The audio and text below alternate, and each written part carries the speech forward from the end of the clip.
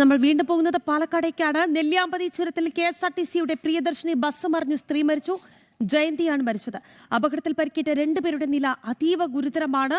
Pothundi check പോസ്റ്റിന് മുകളിലാണ് രാവിലെ 9:30 അപകടം സംഭവിച്ചത്. ബസ്സിൽ 72 പേരുണ്ടായിരുന്നു എന്നാണ് നെന്മാറ MLA K പ്രേമൻ പറഞ്ഞത്. ബ്രേക്ക് നഷ്ടപ്പെട്ടതാണ് അപകട കാരണം എന്നുള്ളതാണ് ലഭിക്കുന്ന വിവരം. അരുൺ ആലത്തൂരുണ്ട് വാർത്തയുടെ വിശദാംശങ്ങളുമായി. അരുൺ, ആദ്യം വന്ന വിവരങ്ങൾ ബസ്സിലുണ്ടായിരുന്നത് 30 പേർ എന്നുള്ളതാണ്. ഇപ്പോൾ അപകടത്തിന്റെ വ്യാപ്തി തന്നെ മാറുന്നു എന്നുള്ളതാണ്. 70 പേർ ഉണ്ടായിരുന്നു എന്നുള്ളതാണ് നെന്മാറ MLA പറയുന്നത്. എന്താണ് ലഭിക്കുന്ന വിവരങ്ങൾ? എത്ര പേരെ ആശുപത്രിയിലേക്ക് മാറ്റാൻ സാധിച്ചിട്ടുണ്ട്?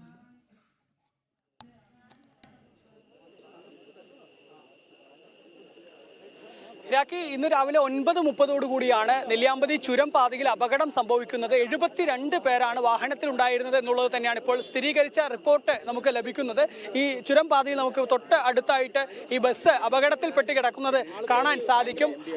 ഈ ബസ് ഈ ചുരം പാതയിൽ പെട്ടെന്ന് തന്നെ അതിന്റെ ബ്രേക്ക് നിയന്ത്രണം നഷ്ടമായി വാഹനം മറിയുകയായിരുന്നു എന്നുള്ളതാണ്. ഈ വാഹനത്തിൽ ഉണ്ടായിരുന്ന യാത്രക്കാരൻ അദ്ദേഹം നമ്മുടെ കൂടെ ചേരുന്നുണ്ട്. ചേട്ടാ, ഈ വണ്ടിയിലുണ്ടായിരുന്ന ആളാണ് നിങ്ങൾ? എന്താണ് സംഭവിച്ചത്? ബ്രേക്ക് ഡൗൺ ആയതാണ് വണ്ടി. ബ്രേക്ക് ഡൗൺ ആയി അവിടെ നിന്ന് വരുമ്പോൾ വണ്ടി ബ്രേക്ക് ഇതായിട്ട് കിട്ടാണ്ടായി. വണ്ടിക്ക് ബ്രേക്ക് കിട്ടാണ്ടായപ്പോൾ ആൾക്ക് കൺട്രോൾ തെറ്റി. ഡ്രൈവറിന് കൺട്രോൾ നേരെ ഇതിലേക്ക് വണ്ടി നേരെ ഇറങ്ങി. ഞങ്ങൾ പറഞ്ഞു അപ്പോഴും ലെഫ്റ്റ് അടിക്ക് പറഞ്ഞു. ആൾക്ക് അത് വെപ്രാളത്തിലൊന്നും അറിഞ്ഞില്ല. ഗിയർ ഡൗൺ ആയി പറഞ്ഞപ്പോൾ അതും കേട്ടില്ല. പുള്ളിക്ക് ആ വെപ്രാളത്തിൽ എന്ത് ചെയ്യണമെന്ന് അറിയില്ല. ലാസ്റ്റ് അവിടെ നിന്ന് കുറേ നേരം നല്ല ദൂരം വന്നിട്ടാണ് വണ്ടി ഇങ്ങനെ ഇറങ്ങിയത്. ഞാൻ പിന്നെ ഈ വിൻഡോയിൽ കൂടെയാണ് ചാടിയത്. വിൻഡോ കൂടെ ചാടി ഡോറ് തുറന്നിട്ട് ആൾക്കാരെ ഒരുത്തരം ഇങ്ങോട്ട് എടുത്ത് വിട്ടതാണ്. എന്ത് ചെയ്യണമെന്നൊരു പിടി, ആ സമയത്ത് എന്ത് ചെയ്യണമെന്നൊരു പിടിയില്ല. പിന്നെ ഫ്രണ്ടിൽ പോയപ്പോൾ കുറേ പേര് അപ്പുറത്ത് തെറിച്ച് വീണ് കിടക്കണ്ടായി. അവർ 2-3 പേരിനൊക്കെ കുറേ പേര്, പിന്നെ ഞാൻ ഗ്രൂപ്പിലൊക്കെ കുറേ പേരിന് നമ്മുടെ ഡ്രൈവർമാർ ഗ്രൂപ്പൊക്കെ ഇട്ടുകൊണ്ട് എല്ലാവരും വന്നു. പിന്നെ ആംബുലൻസ് വന്നു. ഇവിടെ ഫോറസ്റ്റിൻ്റെ വണ്ടി ഉണ്ട്, അവരെല്ലാവരും വന്നു. വന്ന് എല്ലാവരും രക്ഷപ്പെടുത്തി. ആൾക്കാരുണ്ടായി. സ്റ്റാൻഡിങ് ആയിരുന്നു. അന്നത്തെ 9 മണിക്ക് അവിടെ നിന്ന് വരുന്ന ബസ്സാണ്. ഈ 9 മണിക്ക് വരുന്ന ബസ് പറയുമ്പോൾ ആൾക്കാർ ഇപ്പോൾ തിങ്കളാഴ്ച ആയതുകൊണ്ട് ആൾക്കാർ കുറേ പേര് താഴേക്ക് ഇറങ്ങാനുള്ള ആൾക്കാരൊക്കെ ഉണ്ടാവും. അപ്പോൾ അതിനനുസരിച്ച് ആക്കണോ. അപ്പോൾ അങ്ങനെ ആയതുകൊണ്ടായിരുന്നു. നമുക്ക് ശരിക്കും പറഞ്ഞാൽ എനിക്ക് സീറ്റ് കിട്ടിയിട്ടുണ്ടാവില്ല.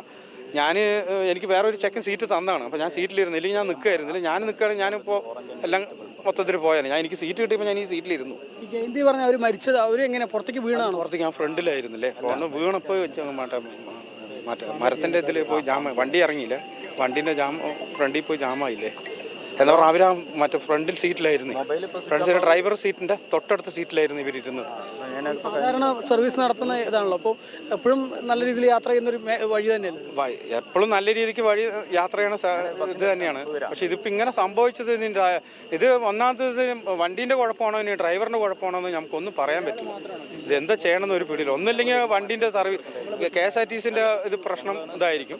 അങ്ങനെ ഇല്ലെങ്കിൽ ഇപ്പോൾ ഡ്രൈവർക്ക് വലിയ തോന്നലില്ല. അത്ര ദൂരം ഇവിടെ വന്നിട്ട് ഇവിടെ നിന്ന് ഇങ്ങനെ അങ്ങനെ ഡൗൺ ആയതുകൊണ്ട് വണ്ടീൻ്റെ ബ്രേക്ക് ഡൗൺ ആയതുകൊണ്ടാണ് പുള്ളിയുടെ കൺട്രോളും പോയി. ഡ്രൈവറിൻ്റെ കൺട്രോളും പോയത് കൊണ്ടാണ് ഇപ്പോൾ എന്താ ചെയ്യണം. പുള്ളിക്ക് എന്ത് ചെയ്യണമെന്ന് പുള്ളിക്ക് ലാസ്റ്റ് അറിഞ്ഞില്ല. പിന്നെ ഞങ്ങൾ ബാക്കിൽ നിന്ന് വെച്ചിട്ടുണ്ട്. പുള്ളി വണ്ടി ലെഫ്റ്റ് ഓടിക്ക് പറഞ്ഞു. പുള്ളി അതൊന്നും കേൾക്കണില്ല. പുള്ളിക്ക് എന്താ പറഞ്ഞാൽ പുള്ളിക്ക് വെപ്രാളായി സത്യത്തിൽ. അതാണ് ആ ലെഫ്റ്റ് ഓടിച്ചാണെങ്കിൽ വണ്ടി ആ ഭാഗത്ത് എവിടെയെങ്കിലും വീണാണെങ്കിൽ ഒരു കുഴപ്പമില്ലായിരുന്നു. വണ്ടി അവിടെ എവിടെയെങ്കിലും ഇടിച്ച് നിന്നാണ്. 72ഓളം യാത്രക്കാർ ഈ വാഹനത്തിൽ ഉണ്ടായിരുന്നു. KSRTC ബസ്സിൽ ഉണ്ടായിരുന്നു എന്നുള്ളതാണ്. പ്രിയദർശിനി സർവീസ് ആയതുകൊണ്ട് തന്നെ സ്ത്രീ യാത്രക്കാർ ഉൾപ്പെടെ ഒരുപാട് ആളുകൾ ഈ വാഹനത്തിൽ ഉണ്ടായിരുന്നു. അവരൊക്കെയാണ് അപകടത്തിൽപ്പെട്ടത്. നമുക്ക് ഈ ബസ് ഇപ്പോൾ ചുരത്തിൽ കൊക്കയിലേക്ക് മറിഞ്ഞത് കാണാൻ സാധിക്കും. ഇവിടുത്തെ ഒരു സംരക്ഷണ ഭിത്തി തകർത്ത് അപ്പുറത്തെ മരങ്ങളും തേക്കിൻ്റെ പ്ലാന്റേഷനാണ്. അതിൻ്റെ ഉള്ളിലേക്കാണ് ഇടിച്ച് കയറി നിന്നിരിക്കുന്നത്. വാഹനം കൃത്യമായിട്ട് തന്നെ ഈ മരങ്ങളിൽ ഇടിച്ച് നിന്നതുകൊണ്ട് തന്നെ കൂടുതൽ ആളുകൾ അപകടത്തിൽ ജീവൻ നഷ്ടമാവുന്നതിലേക്ക് കലാശില്ല എന്നുള്ളൊരു കാര്യം കൂടെ ഉണ്ട്. കാരണം ഇത് കൊക്ക ആയതുകൊണ്ട് തന്നെ ഈ മരങ്ങളൊന്നും ഇല്ലെങ്കിൽ വാഹനം കൂടുതൽ ആഴത്തിലേക്ക് പതിക്കുന്ന സ്ഥിതി ഉണ്ടാവുമായിരുന്നു. പക്ഷേ വാഹനങ്ങളിൽ തങ്ങി നിന്നതുകൊണ്ട് മാത്രം കൂടുതൽ അപകടത്തിലേക്ക് കടന്നില്ല എന്നുള്ളതാണ്. പക്ഷേ എങ്കിലും ഈ ചുരം പാതയിൽ ഈ 72ഓളം ആളുകളുമായി ഇത്രയും വാഹനം യാത്ര ചെയ്തു വരുന്നു.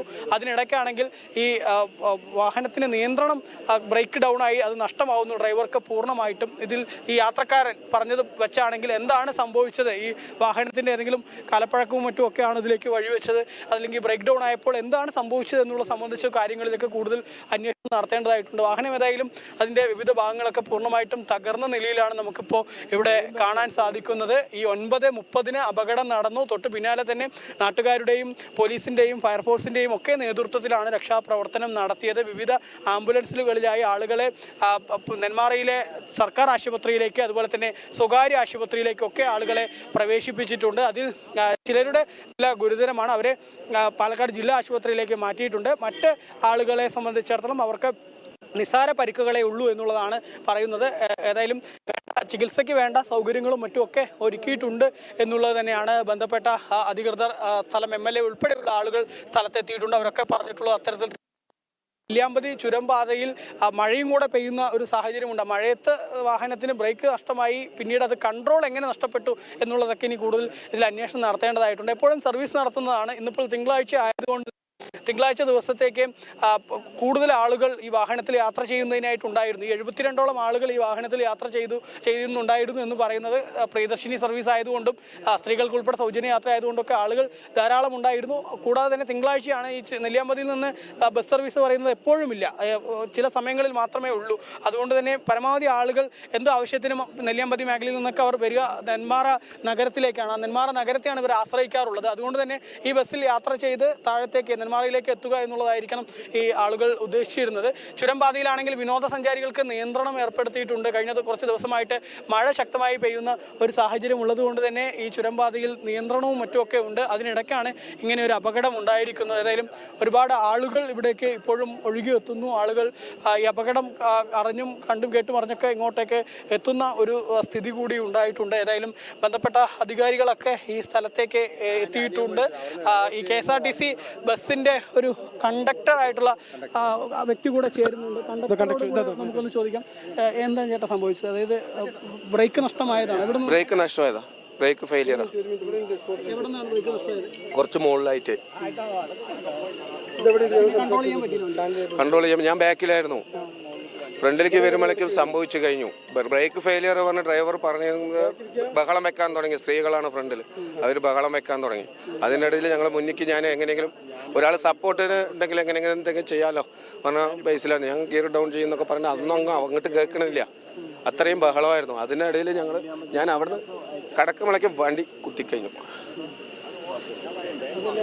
വാഹനത്തിന്റെ ബ്രേക്ക് നഷ്ടമായത് തന്നെയാണ് ഈ അപകടത്തിലേക്ക് വഴിവെച്ചതെന്നുള്ളതാണ് വാഹനത്തിലെ കണ്ടക്ടർ ഉൾപ്പെടെ പറയുന്നത്. ഏതായാലും നെല്ലിയാമ്പതി ഈ ചുരം പാതയിൽ നേരത്തെ വിനോദസഞ്ചാരികളുടെ വാഹനങ്ങളൊക്കെ അപകടത്തിൽപ്പെട്ടിട്ടുണ്ടെങ്കിലും എപ്പോഴും സർവീസ് നടത്തുന്ന ഡെയിലി സർവീസ് നടത്തുന്ന വാഹനമാണ് അപകടത്തിൽ പെട്ടിരിക്കുന്നത്.